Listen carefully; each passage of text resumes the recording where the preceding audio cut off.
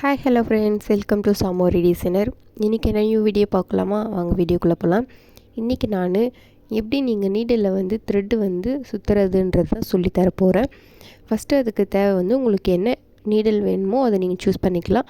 Thread நான் piping thread எடுத்திருக்கேன். So இந்த மாதிரி நீங்கள் எடுத்துகிட்டு நம்ம நீடிலோட கீழே இருந்து தான் நம்ம ஸ்டார்ட் பண்ண போகிறோம். இப்போ நீங்கள் என்ன பண்ணணுன்னா, கொஞ்சமாக கம் போட்டு ஒட்டிட்டு கீழேருந்து நீங்கள் த்ரெட்டை சுற்ற ஸ்டார்ட் பண்ணணும். இது எப்படி நீங்கள் சுற்றணும்னு பார்த்தீங்கன்னா, பக்கத்தில் சுற்றிட்டு வரணும். கொஞ்சம் டைட்டாகவும் சுற்றணும், கேப் விடாமல் சுற்றணும்.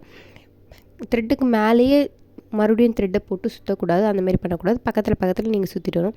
எதுக்காக நம்ம நீடலில் இந்தமாதிரி த்ரெட்டு சுற்றி யூஸ் பண்ணுறோன்னு பார்த்து, நீங்கள் ஆரி ஒர்க் பண்ணும்போது த்ரெட்டு பிடிக்கிறதுக்கு கொஞ்சம் பேலன்ஸாக இருக்கும். அந்த அளவுக்கு உங்களுக்கு கை வலியும் வராது.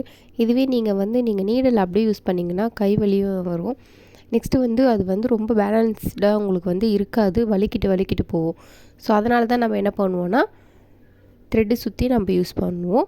இது எப்படி சுற்றுறதுன்றதை பாருங்கள். இந்த மாதிரி நீங்கள் மேலே வரைக்கும் சுற்றிட்டு வரணும். ரொம்ப மேலே வரைக்கும் சுற்றுங்கன்னா அந்த ஒரு 1 இன்ச்சுக்கு கீழே வரைக்கும் நீங்கள் சுற்றினா போதும். ஏன்னா நம்ம பீட்ஸ் லோட் பண்ணும்போது நமக்கு கேப் இருக்காது. அதனால் கொஞ்சம் லைட்டாக நீங்கள் கீழேருந்து ஸ்டார்ட் பண்ணி மேலே வரைக்கும் கொஞ்சம் கேப் விட்டு நீங்கள் மறுபடியும் அதுக்கு மேலே த்ரெட் மேலே நீங்கள் சுற்ற போகிறீங்க. இது எதுக்காகன்னு பார்த்தீங்கன்னா, உங்களுக்கு நீங்கள் எங்கே கை பிடிச்சி யூஸ் பண்ணுவீங்க, த்ரெட்டுக்கு அந்த நீடலுக்கு கொஞ்சம் மேலே தான் நீங்கள் பிடிச்சி யூஸ் பண்ணுற மாதிரி இருக்கும். அதனால் பாதி வரைக்கும் இன்னும் கொஞ்சம் நீங்கள் த்ரெட் யூஸ் பண்ணிங்கன்னா நல்லாயிருக்கும். இந்த மாதிரி டிப்ஸ்க்கு நம்ம சேனலை ஃபாலோ பண்ணிக்கோங்க. சேனலுக்கு சப்போர்ட் பண்ணுங்கள். நான் போகிற வீடியோஸ் பிடிச்சிருந்ததுன்னா கமெண்ட் பண்ணுங்கள்.